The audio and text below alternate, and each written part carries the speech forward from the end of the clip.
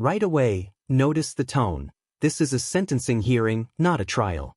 Guilt is already established. The only question left? How much mercy the court is willing to show. And that makes every word from here on out absolutely critical. Your Honor. Anything you want to say on behalf of your client? Yes, Your Honor, if it pleases the court. Ms. Fitzgerald is before the court today, having accepted responsibility by way of pleading guilty to information and waiving grand jury presentment. She has been on bond for the pendency of this matter without issue and provided 2 drug screens, both of which were negative. Ms. Fitzgerald is 56 years old. She's married, has been married to her current husband for approximately 8 years. She has 4 children, 4 grandchildren. She's a high school graduate, has attended some college, and is a homeowner in the city of Richmond Heights, where she and her husband have lived for 6 years. She is employed as a full-time as a paralegal and has minimal criminal history. Ms. Fitzgerald has 2 prior convictions, both of which were misdemeanors, the first in 1988, the most recent being in 1994, save for this case. Ms. Fitzgerald has no history of drug and alcohol addiction, no known mental health issues, and per the pre-sentence report, it suggests a low risk of recidivism. This is a textbook mitigation argument. Clean record for decades, stable family life, steady employment, low risk of reoffending. Defense is clearly aiming for community control instead of prison. But here's the real question.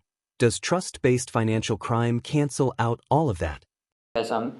Based on those factors, Your Honor, we do believe that Ms. Fitzgerald is amenable to community control. We would ask the court to impose a period of community control to allow Ms. Fitzgerald to continue working and to pay both the restitution in this case as well as the interrelated civil judgment that exists, Your Honor. Thank you. Ms. Fitzgerald, you have the right to address the court before your sentence. You can say anything you'd like. Is there anything you want to say at this time? Yes.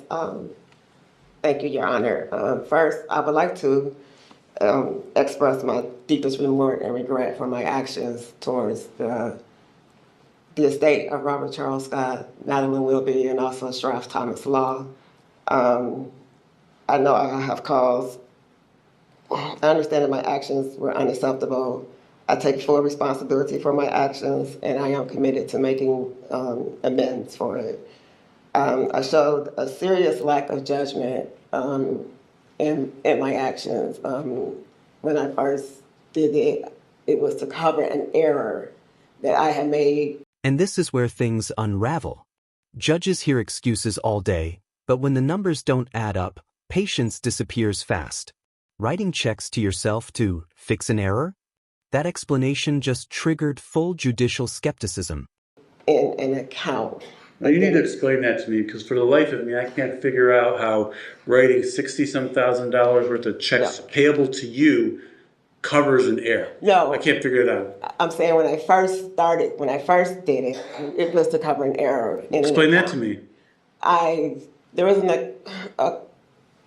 another account that had nothing, that did not have anything to do with this account. Okay. The person's check had bounced. I didn't bring it to the attention of Sheriff Thomas like I should have. So, because it was my mistake. And what was your mistake?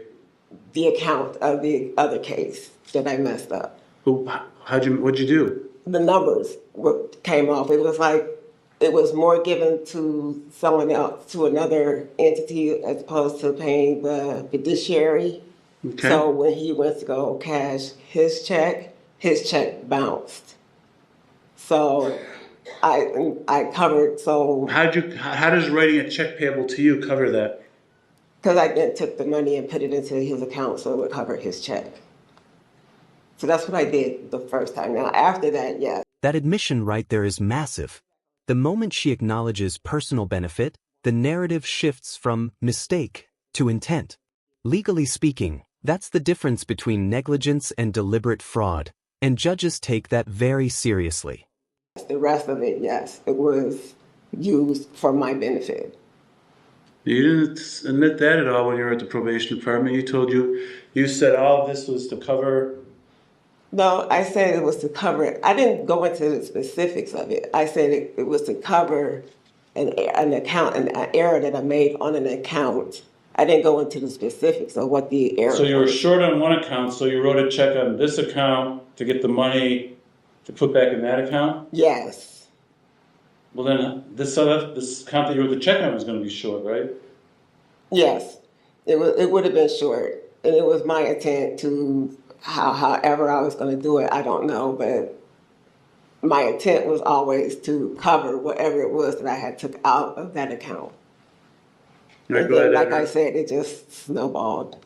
Go ahead, continue. Okay, and like I was saying, that my actions, they resulted, it got out of control, and of course it was eventually found out what happened, and like I said, my actions have resulted in loss of my job.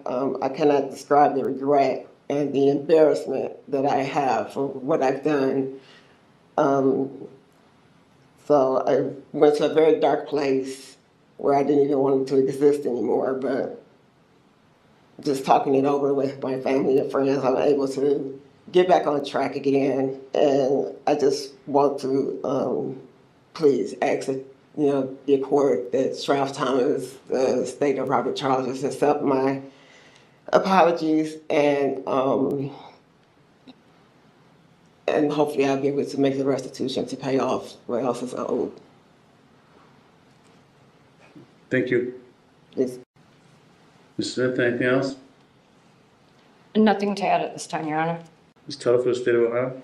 Thank you, Your Honor. First, Patricia Straff is present and would like to make a statement. Okay, we can hear from Ms. Straff at this time. You can just stand right there.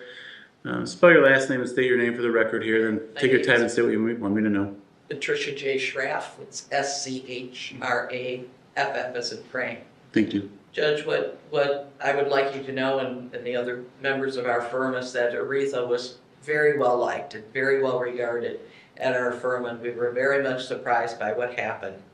That being said, however, we are very concerned that this was an elderly person who was taken advantage of at an elder law firm, and that subsequent to Aretha's departure, she had tried to get, and actually was successful in getting a job at another probate elder law firm where something like this could happen again. I think the needing assurances that this will never happen again to anybody else is very important. I've been in practice 45 years. I have never had anything like this happen. We're very disappointed in Aretha and very sad for her as well. This is the emotional core of the case. It's not just about money, it's about betrayal, an elder law firm, an elderly victim, and a position of trust that may never fully recover. These statements often carry enormous weight at sentencing.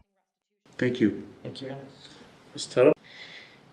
She used her position as a paralegal to gain access to these client funds. She violated the trust of her employer by forging their signature, and she violated her duty to the client. The firm, as Ms. Straff said, really liked her. They really trusted her, and this really hurt their business, and it hurt the client. Ms. Fitzgerald wrote 8 separate checks to herself. She forged partner John Thomas's signature on each of those, and then cashed those checks in her personal bank account. It wasn't a mistaken transfer. It wasn't an error. It was a calculated process. She wrote herself $62,900 in checks from money that belonged to Madeline Wilby and used that to live her own life. From March to June, the defendant was spending over $20,000 a month from her own bank account. She was shopping at luxury stores such as Louis Vuitton and Coach, spending hundreds of dollars at Morton's Steakhouse. She was getting regular massages, buying tickets to the Las Vegas Raiders, spending hundreds of dollars on merchandise at the Cavs team store. She was using this money to live her life in a way that she wanted.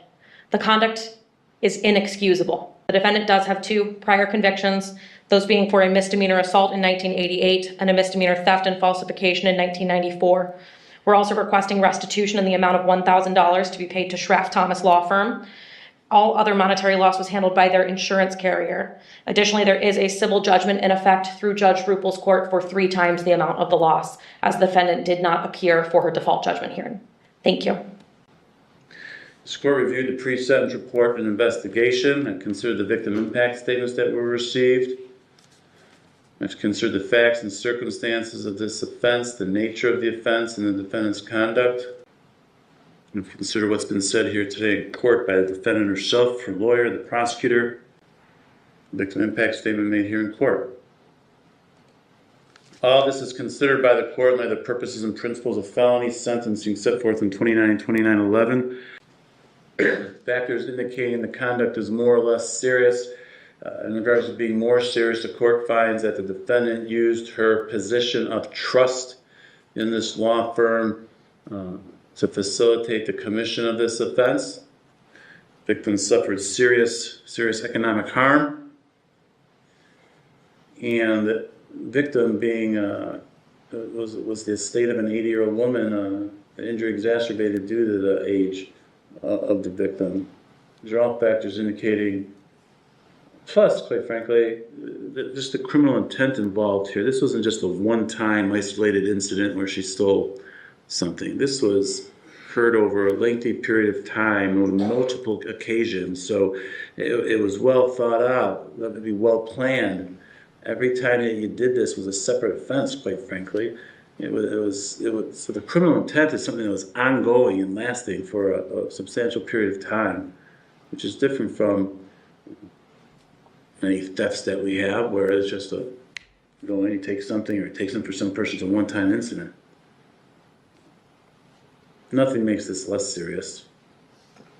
As for recidivism factors, the court does note the defendant has 2 prior misdemeanor convictions, albeit it's 30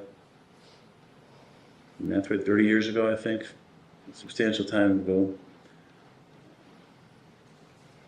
Defendant certainly, at the probation department at least, minimized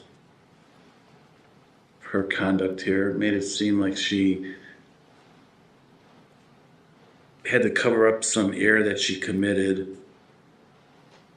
So she was writing checks to herself to do that. It just made no sense, her story. Now, she cleared it up here a little bit today, acknowledging that the first time she did it, that was the case, and then I can only presume she realized it was easy to do and decided to start doing it herself to the tune of $69,000, $64,000? $62,900. $62,900. Using the money to just live a lavish lifestyle. Factors indicating recidivism is less likely. The court finds the defendant has led a law-abiding life for a significant number of years. Again, she has the 2 prior misdemeanor convictions, but the last was 30 years ago. So in the past 30 years, there's been nothing. Count 1 is a felony of the 3rd degree, which does not carry any presumptions either way for prison or community control sanctions. You can easily find here that prison is consistent with the purposes and principles of sentencing. This is the tension point. The judge openly says prison would be justified, yet still leans toward community control. Age, time since prior offenses, and the belief that supervision plus consequences might be enough. This is judicial discretion in real time. Based on the nature of the conduct and the amount of money involved.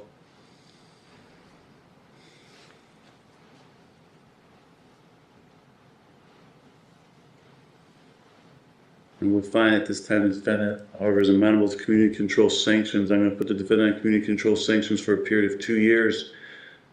There are going to be consequences, however. You're going to serve 150 days in Lake County Jail if credit for 1 day you've served. Further conditions, you are not to be employed by any law firm or any lawyer at all during your period of probation, at least. You're to obtain and maintain full-time employment, but that, again, should not be for a law firm or a lawyer or any legal practice. Not to use any drugs or alcohol. Urine screens have to be negative. To perform 100 hours of community service, pay your court costs and supervision fees, pay restitution to the Schraff Thomas Law Firm in the amount of $1,000.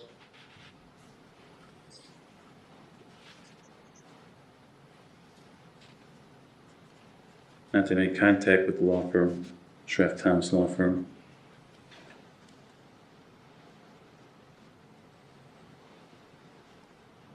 If I find out you're doing any legal work, once you're done serving the jail sentence, you're gonna get violated and go to prison. You understand that? Yes, Your Honor. So I said no employment by a law firm or lawyer, and I don't want you searching for some type of loophole in what I said. You're not to do any legal work. All right? Yes, Your Honor. And that covers everything. Ms. Pels, anything else that I omitted or we should address? No, Your Honor. Ms. Smith, Not on behalf of Ms. Fitzgerald, Your Honor. thank you.